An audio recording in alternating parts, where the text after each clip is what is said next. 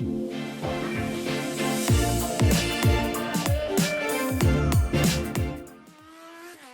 are listening to Know You're Crazy. My name is Susan Denee. We all have crazy. What separates us is how we choose to deal with it. I'm going to be delivering engaging and actionable tools to own your crazy, treat your crazy, and turn it into your own superpower. I hope that you walk away from this show feeling the power and strength within you. And never forget to enjoy your journey because you are worth it. Hey everyone, welcome to the Know You're Crazy show. My name is Susan Denee, and you are listening to Emotional Recovery in the Raw. And let me just say, it's a good day to be sane. It's a good day to be sane. I have a new term I was reading up on these last couple of weeks. You know, anything with psychological, emotional, spiritual growth, I'm a geek for, which is part of the reason why I do a show on emotional recovery in the raw. The new term, I picked up a couple new terms, not only the one that the show is on today, but there's another one, and it's called cognitive ease. And cognitive ease is where you feel something or you perceive something pleasant, and therefore what follows for the rest of your day usually will be prone to feel pleasant also. It's really, when you think about it, it feels a lot like common sense. I compare that to, well, my own personal life, but talking to an audience or presenting to a large group of individuals, assuring them that whatever's going to happen in the next hour, the next couple hours, whatever it is that I'm doing, that they are on the right track, that they are doing well. And I'm here to do that today with you, to put you into a state of cognitive ease that anything and everything that is be coming into your direction recently, you have been doing well at. Sometimes we forget how well we do at life. We can get caught up in the minutia of not having our expectations met. We can get caught up in the minutia of other people's our expectations of other people not being met. There's a lot of minutia out there, but as we put one foot in front of the other every single day, we are doing well. And I just wanted to remind you folks of that today before I get started on this topic, because I had to ask myself, when I come across a new term or I come across something that really resonates with me, I like to turn it inward and say, how does this apply to me? How well am I doing at this? How well am I putting my family at cognitive ease at the end of the day? How well am I putting my family at cognitive ease in the morning? How well am I putting my audience at cognitive ease with the content that I put out there? Do they feel capable? Do they feel loved? Do they know that growing is a process? It does get uncomfortable before it gets better, but the willingness, the grit that requires to continue to move forward for a new experience in life, to attract new joys, to remember that we are in this lifetime to experience joy and fun and not put all the drudgery and treachery or whatever all in front of it. Yeah, we got to be reminded of why we do this work and why we continue to suit up and show up. Often in the rooms of recovery, we'll ask ourselves, why do we continue to go to meetings? Why do we continue to do this? And it's really about, for me, maintaining a state of spirituality that will continue to feed me, be there for me, that I just thrive on. And with my own beliefs and my own life practices, that's kind of my core. So I like suiting and showing up because it's a reminder to me there's more to be had. The only thing that can block me from my own greatness or my own joy or love to my family, genuine, authentic appreciation for other people in my life, is my own crazy. It's my own crazy. That's the only thing. That's all. Just a little bit of crazy. If you're joining me today, I hope that you're having a fantastic day. If you're not having a fantastic day, maybe you haven't even had a fantastic week, then let me go ahead and remind you that that day up to this point, that week up to this point, it's over, it's done.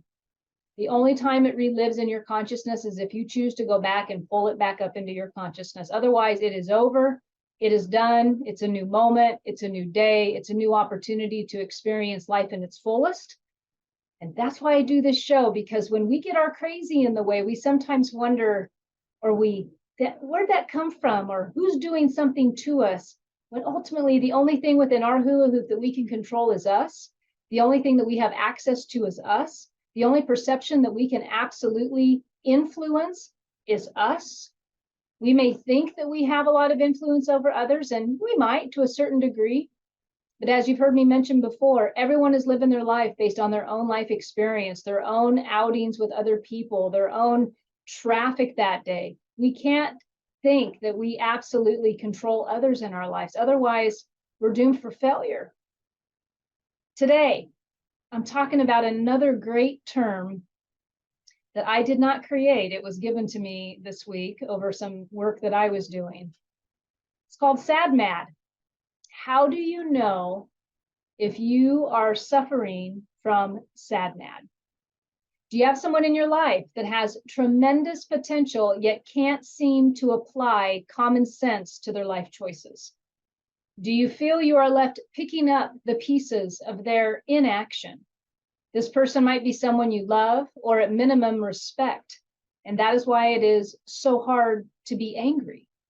You have been tolerating their choices and behaviors for so long that you yourself justify why you just don't remove them from your life. If this sounds like you might be experiencing sad mad.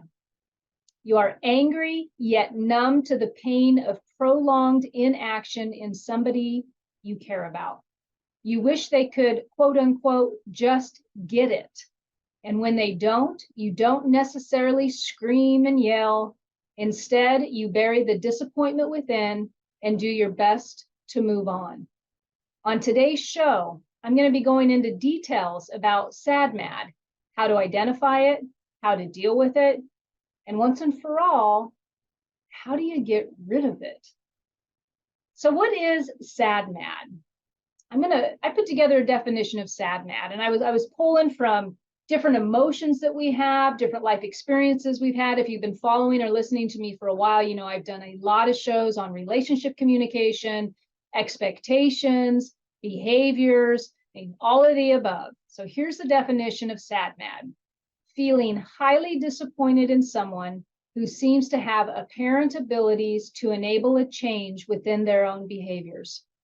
As a result of their unwillingness to apply a healthy effort towards their emotional welfare, you or someone is left picking up the pieces of responsibility left in their trail of inaction. I'm going to read that one more time because I think a lot of us experience this and we haven't quite put our finger on it. You know, one of the things that I think allows me to work with many of the people that I've worked with over the years is I have an ability to kind of pick apart the big stuff into the little tiny feelings and emotions and thoughts that we have. And sometimes we know we feel something, but to articulate that and to put that into words is a whole other ballgame. So I'm going to read this definition one more time to make sure that you understand what I'm saying. Sad mad is the feeling of high disappointment in someone who seems to have apparent abilities to enable a change within their behaviors. But because of their unwillingness to apply healthy effort towards their emotional welfare, someone is left picking up the pieces of responsibility left in their trail of inaction. All of us get tired of tolerating someone who won't help themselves. Are you tired of somebody in your life who appears to not be helping themselves? It's tiring to continuously protect the innocent from someone else's dysfunction or bear the burden of being the only one witnessing the dysfunction. For example, if you are an individual who believes in thriving and growing, emotionally, spiritually, physically, mentally. If you are somewhat like me, maybe not as geeked out about it as I am, because I just thrive in this world, in this environment of growth, of emotional and mental growth, but you are someone who consistently seeks to do better. You are someone who shows up with your best effort, your best foot forward. You pause before reacting sometimes, maybe to a fault. You overly focus on what other people are going to think or feel as a result of your actions. You might even overly focus too much that you've been robbing yourself from your authentic self. If you are that person, then sad mad is likely going to really resonate with you, because we get tired of tolerating other people's behaviors when they will not help themselves change. And when you are somebody who focuses on change, and you are someone who puts the work in, and yet you have to witness someone who's not, in your opinion, I will always say in your opinion, because we all have our own growth pattern. But for the most part, you are in a cycle of witnessing somebody's inaction in their life. And as a result of their inaction, you face a responsibility of picking up the pieces. Maybe you're having to protect the children from X, Y, and Z. Maybe you're having to decide between, do I say something? Do I not say something? Do I confront this or do I not confront this? What is the right way? What is the right way to be? Your values will want to do something, and yet you'll see their behavior not follow values of yours, and you're wondering, where do I pick up the pieces on this? How do I continue to show up and tolerate and love, and maybe not even love sometimes, but continue to show up and carry this burden of their inaction? Over time, that feeling of putting your best foot forward for somebody in your life who is in a state of inaction can wear you down, and it can build up resentment. And that's the mad part of it.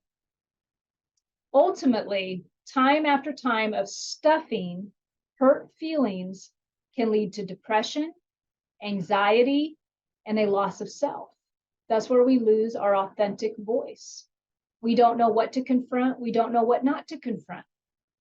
The witnessing, the witnesser themselves, you, whoever's witnessing this, carries an emotional overload in an attempt to keep the sanity of all who are affected. This rings really true for people, well, in my opinion, for folks who may be raised in an alcoholic home or a home of dysfunction, where one, the witnesser is identifying and understanding and spotting the dysfunction. It can feel alone. You can feel as if nobody else understands. You might have things said to yourself like, why can nobody see this? The burden of responsibility will feel that it always falls on you. And yet, you remain in a state of practice, like good composure. You don't lose your crazy all over everybody, because it's withholding. You know, you have enough discernment to understand when to output the hurt, when not to output it, when to say something appropriate, when not. You've got radar brain going on all around you. You're understanding who's in the room, who's not in the room, who's being affected, who's not. If that is you, and you've been doing that for a while, in any relationship in your life, this can show up at home, this can show up at work, it can show up within friend groups. Just ask yourself, if you have been experiencing this and you haven't had a way to let it go yet, you might be carrying what I would like to say is sad mad. Sad mad. When I come back from break, I'm going to be going over all kinds of things about sad mad. How do you further identify it? What are the types of people that might be suffering from this? And then further on in the show, I'll be talking about the different things behind the sad part of that, and the different things behind the anger part. And in the last part of the show, I'll be giving you tools and tips in how to get started to relieve yourself of this, even when that person is going to still be in your life and continue to be in life. How do you remain happy in this state with those type of behaviors of other people in your life? That's what I will be covering when we come back from break. I hope you stick around. I'm excited for this show today. I know it may sound like a show you don't want to be excited about, but it's exciting when you are diving in and figuring stuff out and understanding how to bring more peace into your life. And that's what we're going to talk about when I come back. All right, be back shortly.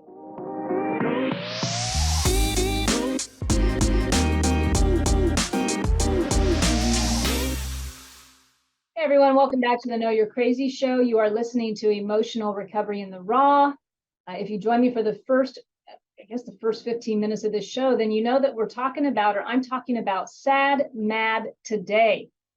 What is sad mad? It's when we are in a position of having to witness someone else's behavior, someone who we know has potential to do better, but they just are in action. They're just not into change. And as a result of that, some of us may be left, or you may be left feeling like you're carrying the burden of responsibility due to that person's inaction. Maybe it's someone who needs some professional help, but they just won't reach out and get it. And in the trail of that professional help, there might be friends affected by that person's emotional state. There might be children affected by that person's emotional state. And you, as the witnesser, is taking all this in and watching and witnessing and maybe doing protection and constantly monitoring yourself. And what should I say? How should I show up so that these people aren't maybe affected by this person's behavior? In the world of recovery, some of us who have grown up in dysfunctional homes, this can be very classic, where one is taking the protector role, the controlling mode, trying to protect the environment from a particular behavior. Maybe in that world, it'd be the alcoholic's behavior. Maybe, and that's like, it can be an extreme version. This stuff can go on just based on people you're just disappointed in somebody. Maybe you're disappointed in somebody at work. They've got a ton of potential, but they continue to not apply themselves and they continue not to show up. And they're super sweet. They're really nice. And you want to get angry, but it's just like this constant state of tolerating a behavior. And over time, especially when it's a loved one, it hurts the heart. It hurts the heart. And when it hurts the heart over a period of time, that's the sad part of it. That's the sad part of it. So what this brings me to in this next part of the show, talking about sad mad, is if I was to do an equation on sad mad, I would say disappointed plus burdened with responsibility plus frustration equals sad mad. Who might suffer from sad mad? Who might suffer from sad mad? Single parents who can appreciate the good in their exes, the parent of their children, but they continue to carry the heavy load of emotional safety for their kids because the other parent doesn't create a safe emotional or maybe physical environment for them. A single parent who chooses the high road and doesn't speak negatively about the other parent in front of the children, yet is burdened with carrying the consistent disappointment.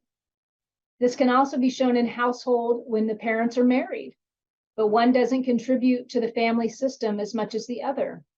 Feelings of jealousy over lack of free time, inconsideration, feelings of being inconsiderate, and effortly inequality. It's not equal. It's not fair. Underlie the relationship. One person in that relationship may be suffering from sad mad, a lot of disappointment. Another person who might suffer from sad mad might be anyone struggling with a family member or close relationship, losing their life to addiction or alcoholism. Things one might feel or say when feeling sad mad. I know they can do better than this. Sometimes they come around and I remember their good side. Where did it go? I have no control over them. I can only do me. Why don't they see the damage they are doing? It is so obvious. Sad mad can result from continuously witnessing the emotional pain experienced by someone relationally close to you. Children come to mind, while simultaneously knowing someone else's actions, the adult, contributed to their emotional strife. A longer duration of the problem will fuel sad mad. There's a difference between justified anger. And I will tell you, being in the world of recovery, I can't even afford to be justifiably angry because I get too righteous about it. It feels too good to be justifiably angry. If I experience it, I don't beat myself up over it. I just tell myself, this has got to be temporary. I understand I obviously feel frustrated, extremely frustrated over somebody else's behavior or of even a situation. And I can usually, justified anger can be out loud. It can be in the moment. It can be obvious to me, but it's like a spurt of anger. It's the kind I might swear over, or, get angry about, out loud angry.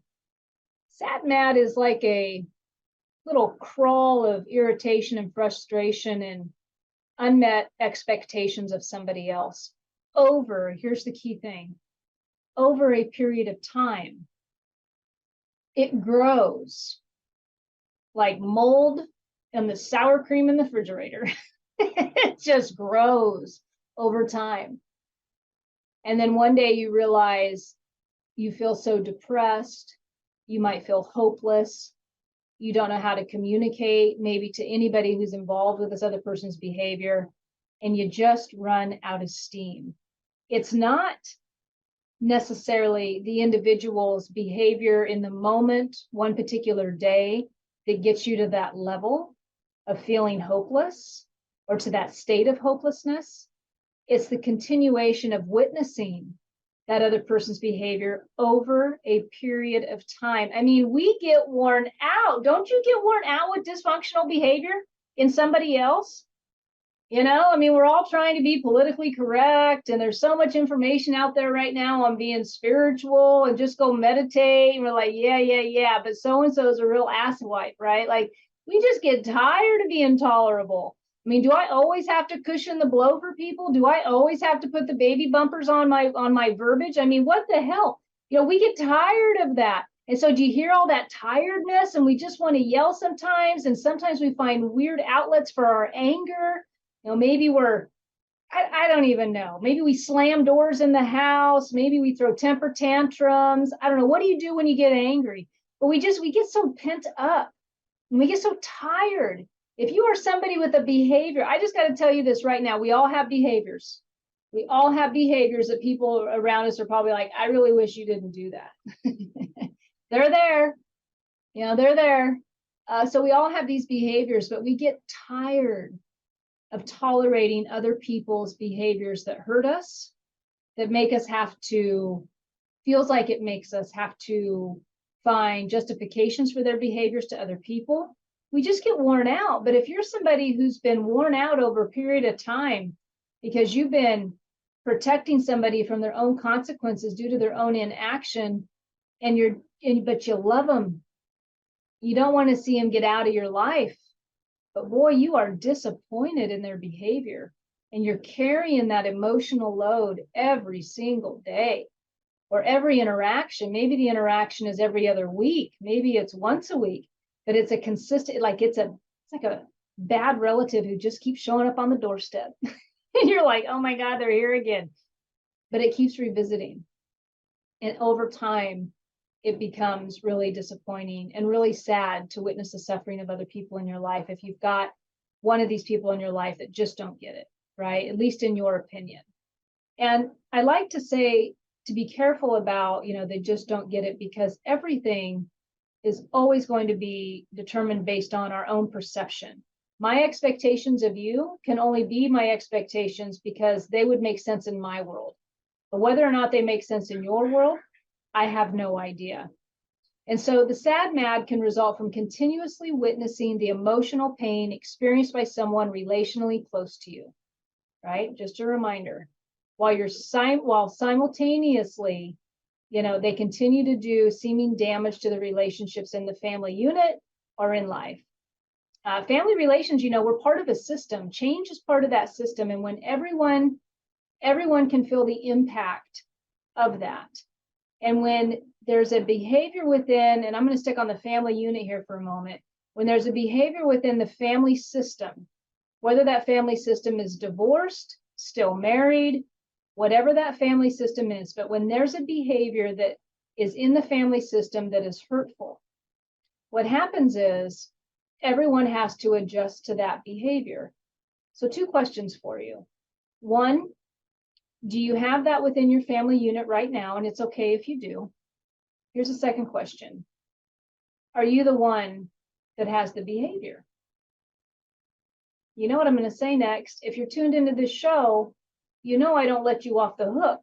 That's not my job. That's not what I do. That's not who I am. Because I'm consistently looking for, how can I grow? How can my audience grow? And it's by taking an honest look within ourselves and saying to ourselves, Who am I? How do I show up? And how am I impacting others in my life?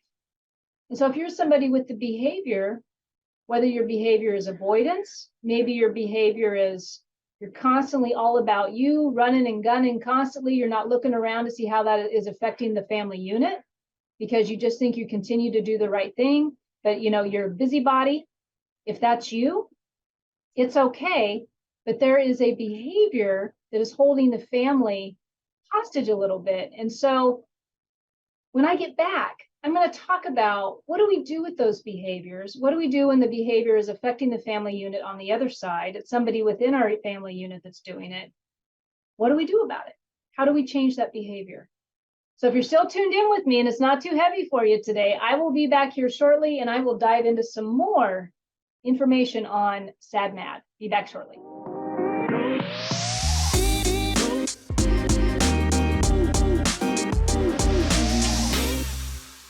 Hey everyone, welcome back to the Know You're Crazy show. My name is Susan Denee and you are listening to Emotional Recovery in the Raw. Today's show, I'm talking about SAD/MAD, the feeling of being disappointed with someone as a result of their inaction in some particular area. Usually this is going to be in a relational context with family. Could also show up at work, however. But you're disappointed because due to their inaction, you feel as if you are left picking up the pieces of responsibility. And as a result of this, you are often frustrated, but you know enough to know to not blow up and lose your mind. But over a period of time, having to continually tolerate almost the intolerable, you get worn down and you might be carrying some resentment. It's not an out loud, righteous anger, resentment. And that's why the word disappointment, I think, fits so appropriately when talking about SAD/MAD. Before I went to break, I talked about a couple different scenarios or types of people who might experience SAD/MAD. Single parents appreciating the good in their exes, yet continually witnessing how their choices might be emotionally upsetting to the children, having to play the go-between, what to say, what not to say, what to show, what not to show, trying to navigate those waters with the full motive to be in the best intention for the children, but taking on a lot of emotional responsibility and burdening thoughts and actions of the other person can show up there. It can show up with a family member who's struggling with another family member who's not sober, who you want to get sober. You've got an active alcoholic or addict in your life. You see the choices they're making. You remember who they were when they were younger or whenever. Maybe they're not younger, but you remember who they used to be. And it's just a continued disappointment to see them not be able to get clean. And your heart hurts for them. You might deal with somebody who you're living with who could be a recovered alcoholic or a recovered drug addict who just doesn't continue to grow. Therefore, their character flaws pop in more often than not. And it's just disappointing. You love them, but it hurts your heart a little bit. But because the behaviors kind of resurface, even though the drug and the drink are gone, you realize that you don't want to do anything to upset them. You love them, but it's really hurtful. The thing about SAD/MAD is it's a constant feeling of tolerating over a long period of time where you are feeling like the one who is burdened with the responsibility to clean up the mess. Symptoms of SAD/MAD, if you're, and I'm going to say suffering from it, because when you're in this state, it's really quite uncomfortable and it takes away your energy. It's like you can be having a bright sunny day and then guess what? Your perpetrator does something and now it's drama is on. And once again, you're faced with having to confront it, but not really confront it. Be appropriate, use your discernment. It's work, it is really work.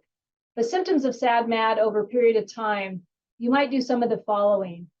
Withhold communication from someone who continually disappoints you through their lack of appropriate behavior or present awareness of the relationship damage that they're doing to others. You give up talking to them. You withhold the communication. You choose not to confront what's going on. And because SAD/MAD happens over a long period of time, it's more of, like I said, the mold growing on the yogurt in the refrigerator. It kind of takes a little time to get some momentum there. But because of that time, the reason why it takes longer than you'd like, or you wake up one day and you feel like this is what's going on with me, is because when we choose to withhold our communication, We ultimately are trying to affect the outcome of what that other person may do with the communication or not do with it. So we withhold it. And why would we withhold communication from somebody whose behavior is inappropriate?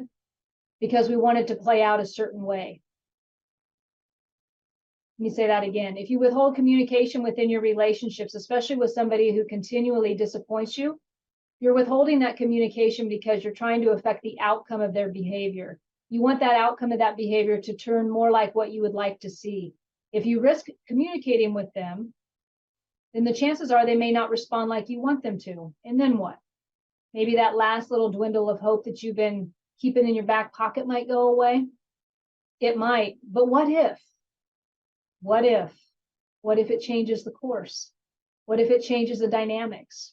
When I was talking about the family unit and how it gets impacted by this, the one thing that I didn't get to before break, but I will share with you now is when we are all being impacted by the behavior of somebody else, and it can be I'm not talking about abusive behavior. There is a place for that conversation. I'm talking about the behavior that's not abusive, but it's not all that, and that either. There's like this in between, this toxic behavior that we can all get into, whether it's us or somebody else. And when that goes on for a prolonged period, especially within a family unit, and I'll even say a work environment. I mean, I've worked in a work environment for a long time where we had some pretty toxic behaviors.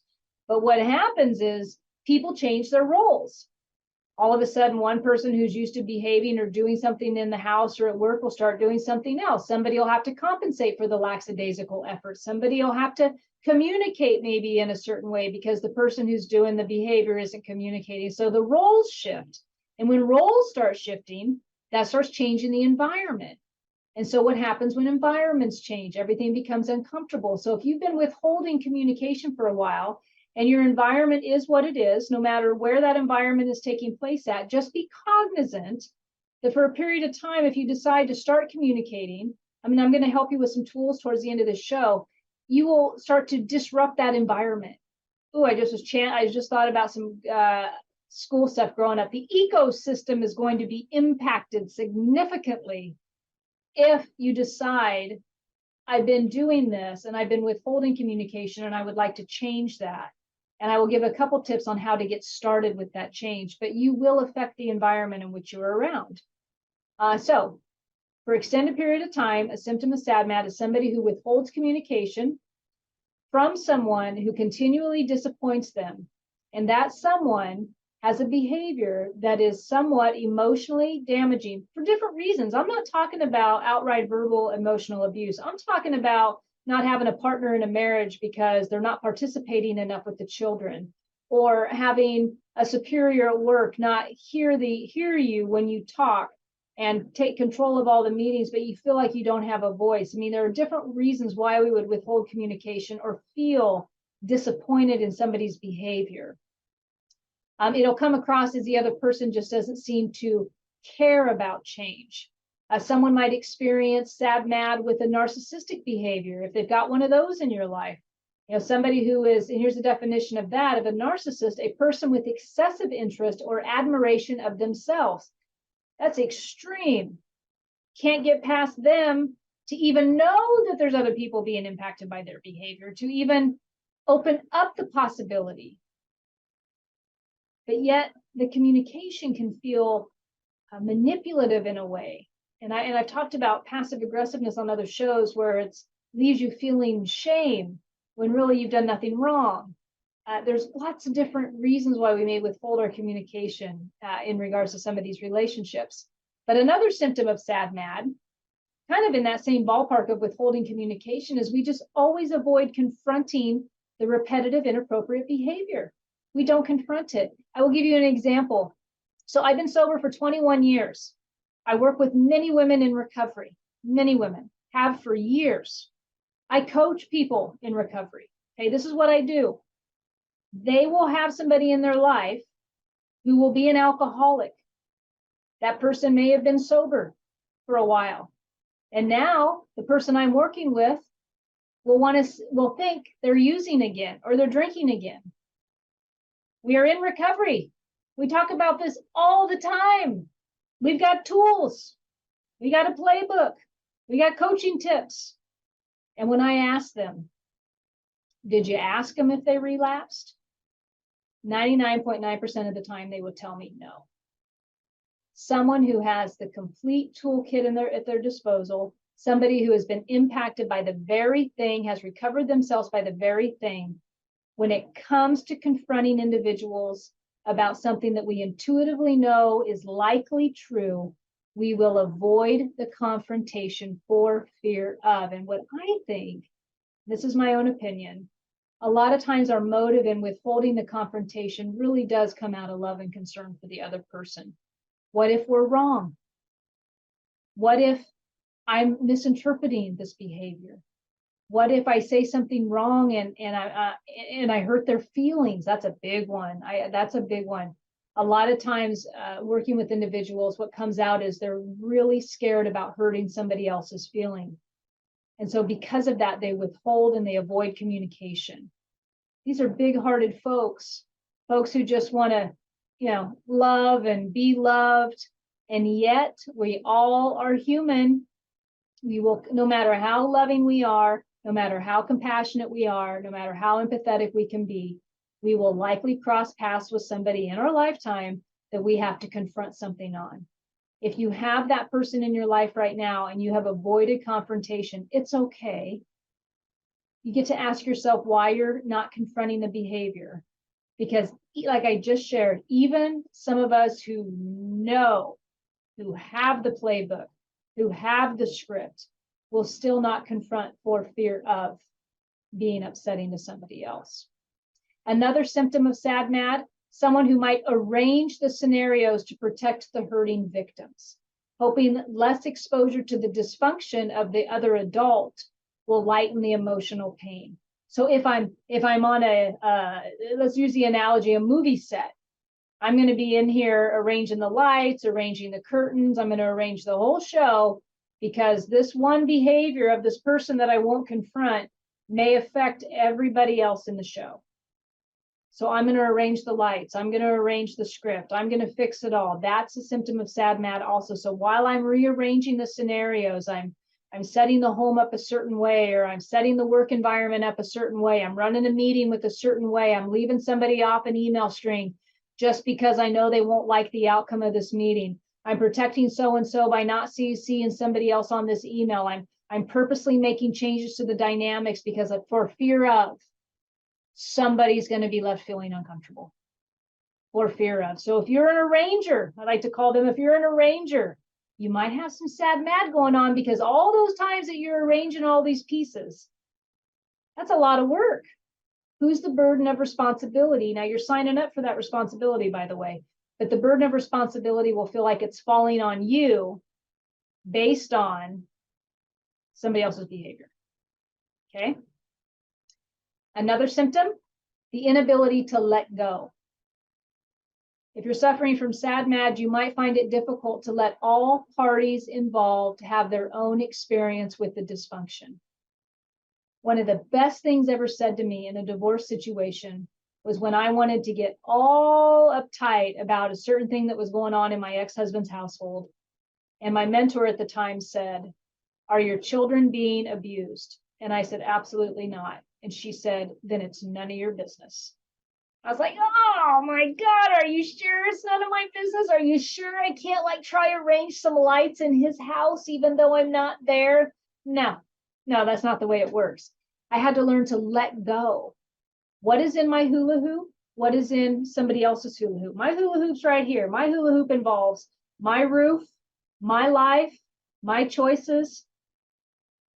Your hula hoop involves your stuff. I have a right to be in my hula hoop because it's my life. But as soon as I start trying to hula hoop in your hula hoop, what happens? We don't hula hoop so well, do we? Now the hula hoop falls to the ground. It's all over the place. Got to stay in your own hula hoop. And we do that by learning to let go. We will hang on to things because we're trying to do that protection thing. We will hang on and not let everybody have their own experience. If you are someone in the household or at work, and you always have an opinion, and you always interject that opinion, and you have a hard time, you find it difficult to just sit and listen. you might have a hard time letting everybody else have their experience. The other reason you might do that is because you yourself are having a hard time with the experience. And instead of sitting still and processing the experience and what the feelings are and the emotions are, you verbally vomit instead and try to fill a void of silence. Letting go, there's books written on letting go. Letting go can be challenging, but it's possible. And I will tell you, I will share with you, not tell you, I will share with you my experience with letting go has been some of the most freeing experiences I have had in my life, because when I learned to completely let go, oh my goodness, I stopped worrying about what you were doing. It didn't matter no more. It didn't matter no more. I let go of your behaviors. I let go of what I thought your reasons were. I could analyze all damn day about what I thought was going on within you. I let all of that go. I no longer needed to have my input. I could just let the household be the household. I didn't have to have a comment on everything. Letting go is a powerful, powerful thing. But if you're suffering from sad, mad, and disappointment mixed with anger, you likely might have some areas that you want to let go of. And then the last one that is a symptom of sad, mad is a suppression of frustrated expression. I'm going to do a whole show on suppression and expression. Probably, I think I'm going to do that next week, actually. But suppression of frustrated expression, you're attempting to avoid fueling the pain already caused by some dysfunction behavior of somebody else. And so you're constantly suppressing. So what have we talked about here? Ultimately, we are all meant to express. You know, we think about expression sometimes, and I believe that we put it in this category of creativity, you know, like art expression. You know, we can write a book and express, but each of us within our own ecosystems of relations, in our own relational ecosystems, have an opportunity to verbally express how we feel. Many of us, either one, don't identify the emotions, we don't know where they're coming from or what this feeling really is. We got like 3 words we use to identify our feelings: sad, mad, angry. Or, you know, maybe that doesn't make sense. Angry, frustrated. Okay, maybe you got 4 or 5. But that's it. If you Google emotional words, you're going to find you're feeling all kinds of stuff that you never identified with. But we withhold. We do that withholding. We do the non-confronting. We do the suppression. And then we ask ourselves, we wake up one day and we say to ourselves, why am I so unhappy with my relations? Why isn't so-and-so not doing what I want him to do? Or why don't I get any help around the house? Or, right? And we've missed somewhere in our communication. We've missed the opportunity on how to authentically express. And there's this key component with people. It's called talking. And learning how to talk and appropriately talk and accurately share. There's a whole thing there. So if you have been avoiding, stuffing, suppressing, and you have somebody in your life that you are sad, mad with, let me just say there's a lot of hope for you. And there are things that you get to do for you to let go of this. Like literally, I will show you some things to let go. If you haven't heard me say the word enough, disappointment, I'm going to touch on this and then I'm going to go into the tools as I wrap up the show. Where is sadness and disappointment in sad, mad? So I'm just going to cover a couple things here because I found it really interesting. So sadness is also inward desolation, anguished misery or loneliness. But sadness in its purest form is essentially about resignation. Resigning can feel like giving up hope. When we let go, when we completely surrender and let go of something, it is absolutely normal to feel sad about that. We become addicted to even stuffing our own feelings. You know, how we show up in relationships. You know, we have our own patterns that we are accountable to, not just the person that you're disappointed in. You got a pattern in that relationship also. And as we change our patterns, as we start digging up things, we can feel sad. We can feel really sad about letting go. And we can feel more sad if hopelessness is kicked in there. You know, falling into a state of acceptance, of 100% acceptance of people in your life can feel very sad.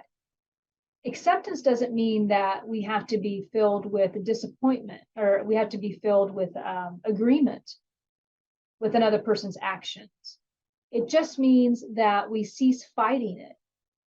We cease fighting the behavior of somebody else. We look within and we find a new way to deal with us in that situation to take care of the sad mad. A particular circumstance or a particular scenario will trigger sadness. A sadness typically occurs when we react to the unwelcome knowledge that we've lost someone or something important. Boy, this can really ring true with addiction and alcoholism when we feel the essence of their spirit, their soul, their sanity has been lost. Whew, there's some sadness involved there.